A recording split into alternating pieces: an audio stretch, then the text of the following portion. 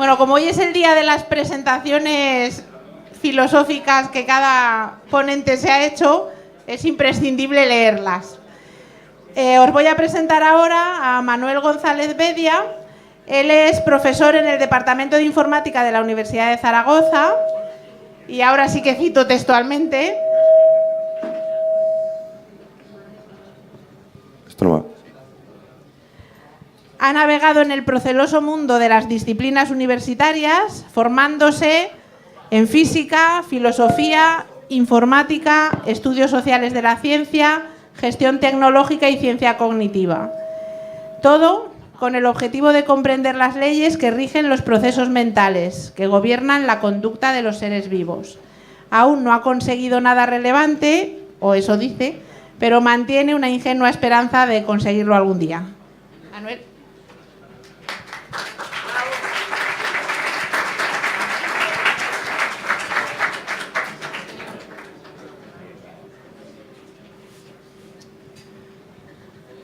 Bueno, pues gracias por la invitación y gracias por la asistencia.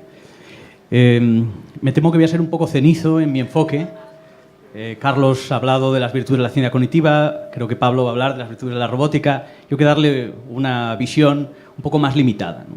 He titulado la charla Máquinas y humanos y viceversa y vamos a empezar con el primer tronista, ¿no? Las máquinas.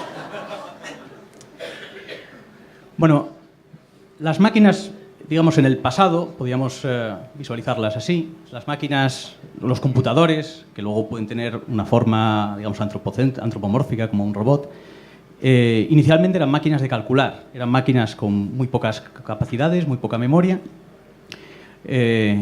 Podíamos tener un representante de lo que se podía hacer hace 50 años en el juego Pong, que eran simplemente dos barras que simulaban ser un partido de tenis, ¿no? Dos barras y una bola que simulaba ser la pelota.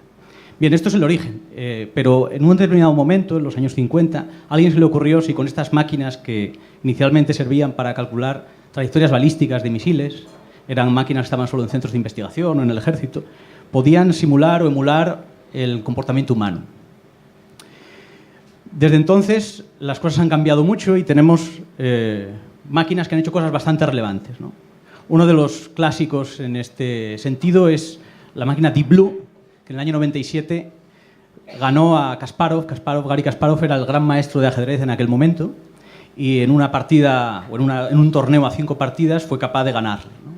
Demostrando que la máquina era mejor que el humano en hacer algo que es aparentemente genuino del ser humano, que es la capacidad de pensamiento abstracto, ¿no? El ajedrez parece ser como una de las cosas más elevadas en la abstracción, la planificación, etc., ¿no? Más recientemente ha habido una máquina que ha ganado a un juego que los expertos dicen que es más difícil, que es el juego del Go, que viene del Oriente, tiene muchas más probabilidades de movimiento, una configuración mucho más amplia. Era un reto para los investigadores de inteligencia artificial y, como veis, al gran maestro del Go lo ha ganado una máquina desarrollada por Google en este mismo año. En otro sentido, la máquina Watson, que es esa máquina que veis ahí, esto es un programa muy famoso americano de preguntas y respuestas, y esos dos que veis en los extremos son los grandes triunfadores del programa, a lo largo de la historia del programa, ¿no? Bueno, pues veis ya un poco el dinero que lleva ganando cada uno, ¿no? Watson era capaz, ese ordenador que veis ahí, era capaz de responder preguntas muy complejas que no era simplemente se respondían haciendo una consulta a una base de datos, sino que necesitaba hacer, digamos, procesamiento bastante complejo de información. No todos han sido éxitos, ¿eh? Este resultado que veis aquí, Tai, es un avatar, un bot desarrollado por Microsoft para interactuar en Twitter con otros usuarios y aprender a hablar de los temas que se estén hablando, ¿no? Esto duró 24 horas antes de que Microsoft lo eliminase, porque en 24 horas el avatar se volvió nazi y racista. Aquí hay algunos extractos de algunos de los tweets. Básicamente dice, ¿tú apoyas el genocidio? Y dice, sí, claro. Y dice, ¿pero genocidio de qué raza? Dice, tú sabes, de mexicanos. Bueno, 24 horas tuvieron que eliminarlo. O sea que no todos los resultados que ha habido han sido exitosos, ¿no? Y podía ser un poco el resumen del tipo de relación que hemos ido estableciendo con esta tecnología. Es una relación, digamos, de amo y servidor, ¿no? De amo y mayordomo, ¿no? Eso que veis ahí es una representación de una obra teatral japonesa, donde el protagonista es un robot que hace de mayordomo, pero estos otros que veis por aquí son robots reales. Este de aquí abajo es un robot japonés que ayuda en tareas diarias, por ejemplo, en geriátricos, para tareas sencillas, de llevar la comida, etc. Aquella foca que veis ahí es un robot que se utilizó con los supervivientes de Fukushima para que establecieran vínculos afectivos. Tiene, como veis, es absolutamente entrañable, mueve las pestañas y se establecen, de hecho, se establecen vínculos con gente que había perdido todo, había perdido su casa, sus familiares y que mejoraron en terapia con la foca, ¿no? O, por ejemplo, un robot que mueve la cuna de vuestros hijos y así evita que tengáis que... Como veis, todos son relaciones con máquinas inteligentes, máquinas que hacen tareas que habitualmente hacemos nosotros, pero que nuestra relación con ellas es una relación, digamos, de amo y esclavo, ¿no? Bueno, esta es la situación actual. ¿Qué se intuye que va a pasar en el futuro o los expertos que dicen que va a pasar en el futuro? ¿Qué relación con las máquinas que tendremos en el futuro? ¿Qué van a hacer las máquinas por nosotros? Aquí es interesante que hay dos corrientes contrapuestas. La primera la defiende gente como Nick Bostrom, que es el director de un instituto que se llama Por el futuro de la humanidad y que está interesado en ver, con la integración con nuevas tecnologías, integración de nuestras capacidades con capacidades hechas con silicio, qué tipo de habilidades podemos desarrollar. Él está interesado sobre todo, como veis, en superinteligencia e inmortalidad cibernética. Inmortalidad cibernética es que nuestro cuerpo se muere, pero todos nuestros recuerdos quedan grabados y les podemos poner un cuerpo de un avatar, ¿no? Bien, en este sentido, en el sentido de tecnología que nos permite ser mejores, que nos permite tener capacidades avanzadas, capacidades muy desarrolladas, ya lo indicaba antes Carlos, tenemos sistemas que existen que permiten generar nuevos sentidos. Por ejemplo, ese que veis ahí arriba es un cinturón que nos permite convertirnos en una brújula. Reacciona al campo magnético y podemos desarrollar un nuevo sentido que, por ejemplo, tienen los pájaros, que es saber orientarse a partir del campo magnético. Saldríamos del bar y diríamos, ¿por dónde se va Teruel? Y no necesitaríamos mirar un mapa, sabíamos por dónde tendríamos que ir, ¿no? Este otro de aquí es un chaleco que fundamentalmente hace lo mismo que el Braille, que el sistema que tienen los ciegos para moviendo un dedo sobre letras, saber qué es lo que está escrito, pero esto lo hace con ondas sonoras. Te pones el chaleco vibra cuando registra un sonido, entonces los ciegos pueden escuchar lo que se está hablando a partir de las relaciones que establecen con las vibraciones que se producen en el chaleco, ¿no? O, por ejemplo, sistemas que nos permiten cambiarnos el cuerpo. Este es un sistema en el que hay unas óculos conectadas a una cámara que están invertidas, es decir, el chico ve la cámara de la chica la del chico, y en un momento, digamos, con bastante facilidad, porque el cerebro es muy plástico, terminas generándote la sensación de que tu cuerpo ha cambiado, ¿no? O, como os decía antes, posibilidades de tener cuerpos ficticios, cuerpos de avatares, pero siendo, digamos, nosotros, porque está almacenado toda nuestra memoria, ¿no? Esta, como os digo, es una de las primeras líneas que hay. Evolucionaremos integrándonos con máquinas y desarrollando nuevas capacidades, ¿no? Un ejemplo concreto de este ámbito. Si yo os digo tu cara me suena, uno piensa, bueno, ¿quién relaciona con tu cara me suena? Bueno, pues uno puede relacionarlo con Manuel Fuentes o con este otro también, pero no lo relaciona con Neil Harbinson, cuyas caras le suena cuando os mira. Porque Harbinson tiene un problema y es que no ve colores.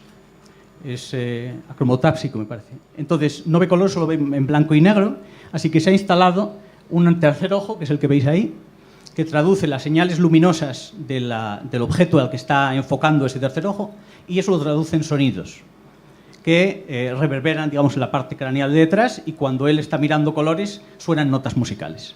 Él cuenta que hasta que tuvo instalado eso, para relacionarse con otra gente que sabía, que entendía los colores, pues tenía que aprenderlos. Sabía que los plátanos eran amarillos o que el cielo era azul, pero no podía saber si el jersey de la persona que estaba enfrente era de un color u otro, ¿no?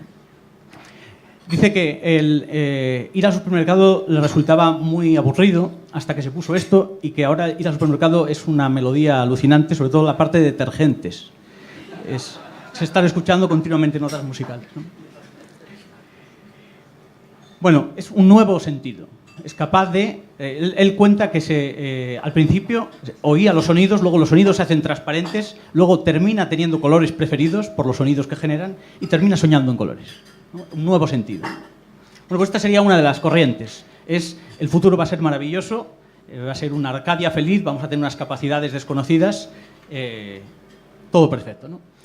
Por el contrario, tenemos otra corriente, que es la corriente de la singularidad, que defiende gente como Ray Kurzweil, que es el director de una universidad, la Universidad de la Singularidad, donde dice todo lo contrario. Lo que dice Kurzweil es que las máquinas van a desarrollarse y en torno al año 2045 van a tener tanta inteligencia como nosotros y desde ese momento les vamos a ser absolutamente prescindibles. De manera que vamos a sufrir lo que aparece en todas las películas de ciencia ficción del romanticismo, que es el mito de Frankenstein. La máquina va a matar a su creador. Es el libro de Frankenstein se llama Frankenstein o el Prometeo moderno, porque en realidad recoge la idea del mito de Prometeo, que reta a los dioses robándole el fuego del Olimpo y los dioses lo castigan. Esto lo podemos ver en toda la ciencia ficción, o mucha de la ciencia ficción. HAL, el ordenador de 2001, que en un momento determinado interpreta que los miembros de la nave no están haciendo bien su misión y decide exterminarlos. O Terminator en el primero de los capítulos o del primero de las ediciones, donde viene del futuro a matar al niño que luego se enfrentará con los robots rebelados, o Yo Robot, ¿no? El futuro es distópico, el futuro va a ser horroroso como sigamos haciendo máquinas de este tipo, ¿no? Bueno, como os digo, Kurzweil predice que la singularidad va a llegar en el año 2045. O sea que en el año 2045 tendremos una forma de crear sistemas tan inteligentes como nosotros.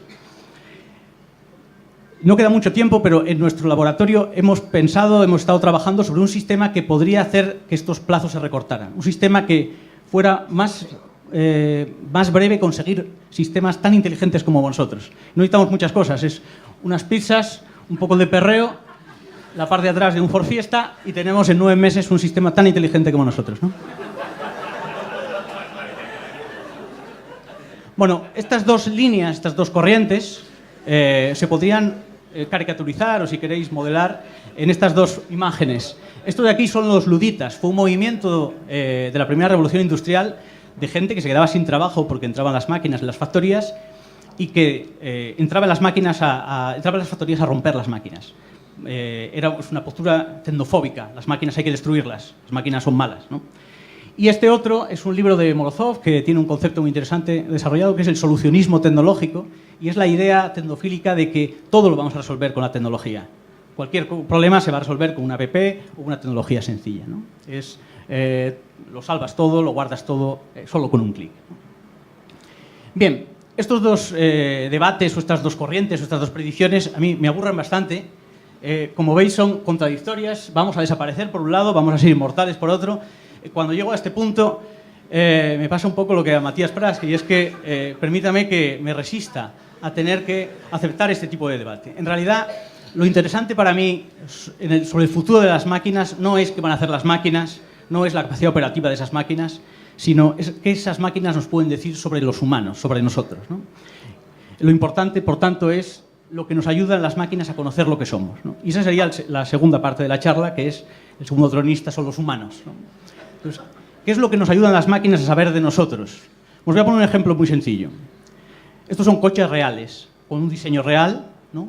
Pero esto es lo que se sabe, que los coches que tienen cara de enfado, nadie les ha puesto cara a los coches, son los focos y el radiador, venden más, ¿no? O sea, los coches nos enseñan algo sobre nosotros mismos, y es algo que hacemos cuando vemos un objeto que tiene ciertos rasgos antropomórficos, y es que suspendemos la credibilidad de la realidad. Una marioneta, unos títeres, y en ese momento suspendemos el conocimiento que tenemos de aquello no es real para vivir una experiencia donde le damos credibilidad a lo que está pasando, ¿no? Eso, que puede también resumirse en lo que se llama el valle inexplicable, que es una cosa empírica, un resultado empírico que se ha conocido cuando hemos tenido máquinas o artefactos suficientemente parecidos a nosotros. Es que cuanto más se parecen las cosas artificiales a nosotros, mayor empatía desarrollamos con ellas, hasta un punto en que se parecen demasiado, y entonces, como veis, baja bruscamente la empatía, la sensación, y nos generan extrañeza. Y a no ser que encontremos una persona real que es mucho más parecida a nosotros, entonces no volvemos a tener esa empatía. Bueno, este resultado surge gracias a la tecnología, pero no nos informa sobre cómo somos nosotros, ¿no? Entonces traigo un resumen de 5 cosas que me parecen relevantes que no han conseguido las máquinas, pero por el hecho de no conseguirlas nos dan mucha información de cómo somos, ¿no? La primera cosa que no han conseguido las máquinas es que las máquinas no producen historias. Solo nosotros somos capaces de crear historias. Nosotros nos creamos nuestra propia historia, nuestra biografía es una historia en la que somos protagonistas, pero las historias se diferencian de simplemente hechos causales que se van relacionando entre sí, porque lo que nos pasa nos transforma. Lo que nos ha pasado en la vida nos hace irreversibles a volver al pasado. Uno ya no se enamora nunca más por primera vez. Lo que le ha sucedido ya reconfigura su futuro, ¿no? Solo nosotros y no las máquinas crean historias, ¿no? Otro detalle importante es, para nosotros las cosas tienen sentido. Para las máquinas, como mucho, tienen significado. ¿Cuál es la diferencia? Bueno, la diferencia entre saber que casi el 30% de los españoles está en riesgo de exclusión de la pobreza es un dato que puedo tener yo en la cabeza o una máquina. Pero que ese conocimiento lo tenga porque tengo que dormir en un cajero, porque soy desahuciado, esa experiencia vivida de la situación nos da un conocimiento que no puede tener la máquina. Las cosas en ese momento tienen sentido porque es el sentido de qué hacer con nuestra vida o nuestros familiares, etc., ¿no? Otra de los elementos importantes que nos dicen las máquinas, sobre todo en aquellas máquinas que han intentado reproducir nuestras emociones de manera muy sencilla y un poco caricaturesca, las emociones de las máquinas básicamente reconocen cuáles son nuestros gestos y nos copian. Pues una de las cosas que las máquinas no han sabido hacer, no han podido hacer, es desarrollar emociones morales. Las emociones más primarias, la alegría, la tristeza, son emociones individuales, pero muchas de nuestras emociones son gregarias, son morales, son, por ejemplo, son emociones que sentimos en relación con los demás, no con cosas, con gente, o que sentimos porque otra persona está tratando de una manera distinta a otro, digamos, persona congénere, ¿no? Por ejemplo, el bochorno. Sentimos bochorno de que alguien trate mal a un tercero, o sentimos orgullo si alguien se ha comportado correctamente según nuestros principios, ¿no? El bochorno, el orgullo, el resentimiento son emociones morales que lo que hacen es servir de pegamento social, ¿no? Un ejemplo de bochorno, por ejemplo, alguien hace algo incorrecto, pero luego, digamos, siente ese malestar que ha hecho en los demás y quiere repararlo, ¿no? Y vuelve a ser admitido en el grupo. Bueno, pues, por ejemplo, alguien se equivoca, siente ese bochorno y pide disculpas para poder ser admitido. De esto, lo único que no me quedó claro es qué es lo que no volvería a ocurrir. Que no volvería a aceptar regalos, que no volvería a ir de fiesta durante una crisis económica, que no volvería a matar elefantes o que no volvería a romperse una cadera. Eso es Bueno, la cuarta cosa que no hacen las máquinas es jugar. Las máquinas resuelven problemas, las máquinas están diseñadas para alcanzar objetivos, pero las máquinas no juegan. Jugar no tiene ningún objetivo. O sea, es una pérdida de energía de manera ineficiente para no conseguir nada. Es recorrer ese trayecto a la pata coja. Eso no es alcanzar ningún objetivo, ¿no? ¿Por qué jugamos? Bueno, jugamos porque los niños juegan porque así conocen los límites de su cuerpo, los límites de su cuerpo en relación con el espacio. Y por último, el arte, ¿no? El arte que, por ejemplo, utilizamos para conjurar nuestros miedos o nuestros temores.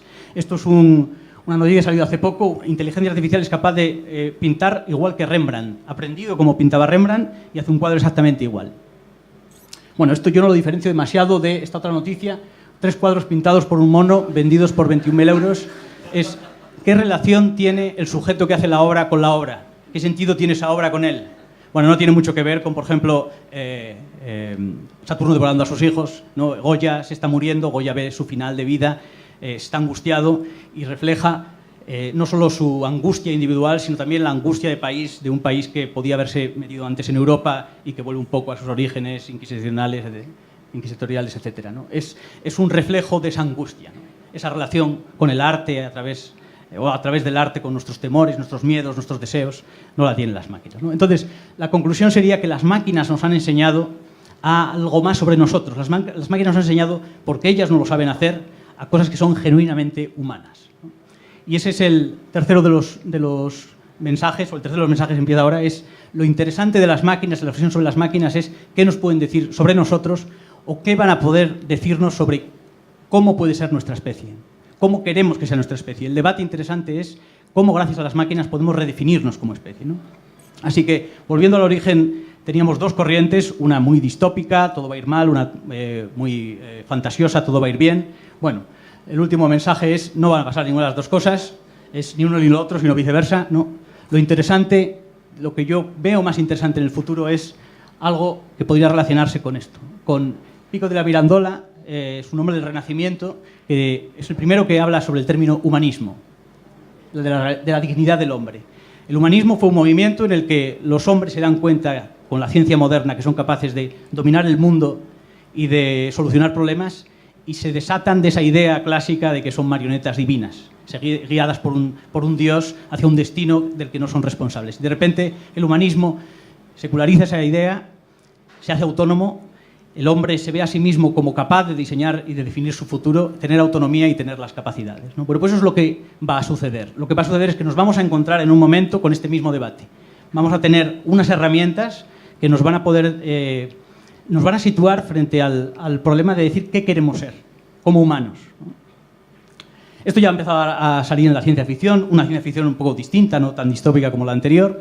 Traigo de metáfora a Alien, porque la protagonista, por la interacción con un objeto, digamos, no humano, desarrolla unas capacidades distintas, ¿no? Pero son más interesantes películas como Inception o Black Mirror, o la serie Black Mirror, donde, por ejemplo, en este de aquí, eres capaz de adentrarte en la mente de la gente y hacer germinar pensamientos que sientan como propios.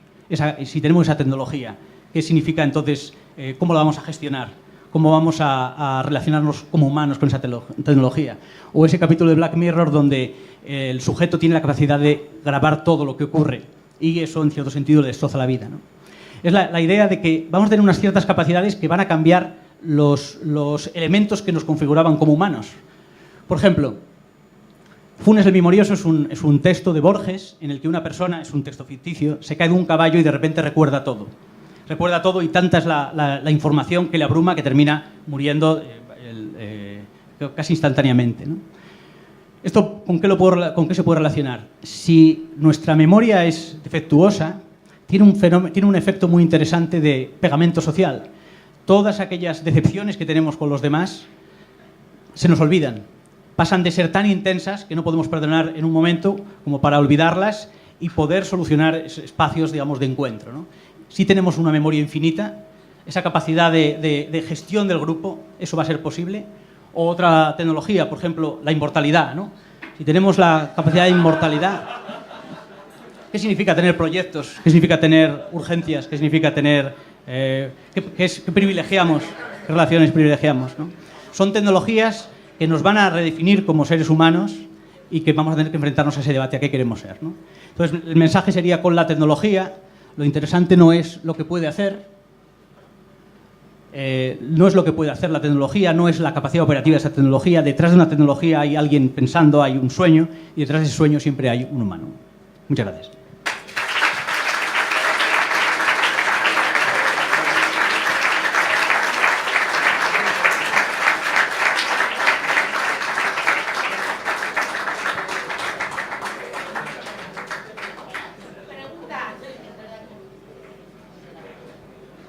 Sí, dime. Respecto a lo que decías, por ejemplo, del cuadro de Rembrandt, de que la inteligencia artificial ha podido imitar, digamos, la forma de pintar de Rembrandt, ahí, o sea, es cierto, no es humano y lo que pasa es que tú lo ves y parece lo mismo.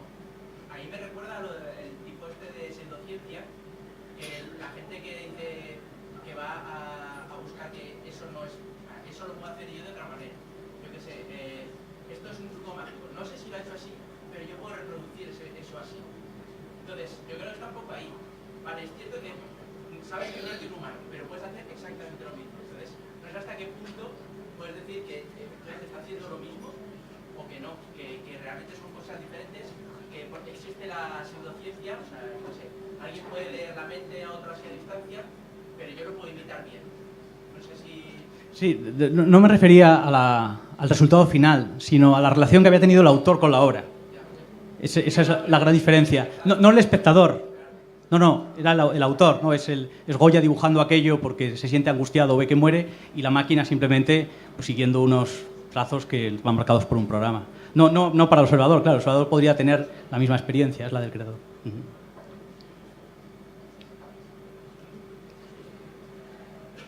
Siguiente.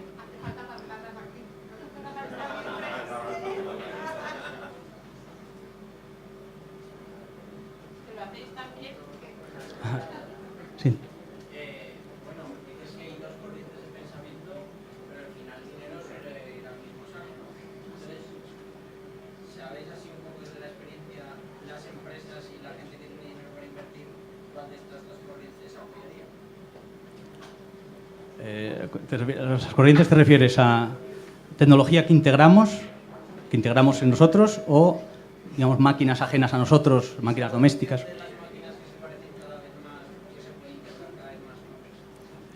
Sí, son dos líneas de desarrollo que no digo que vayan en paralelo, pero que van trabajando grupos en ambas, ¿no? Capacidad de integrar tecnologías ajenas, hacerlas sintéticas con nuestra propia biología, o máquinas ajenas a nosotros que hacen trabajos por nosotros.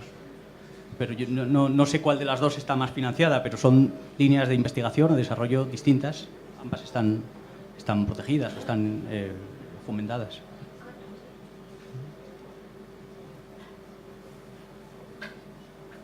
Pablo, ¿vienes? ¿Alguna cosa más? Si no, pasamos al siguiente.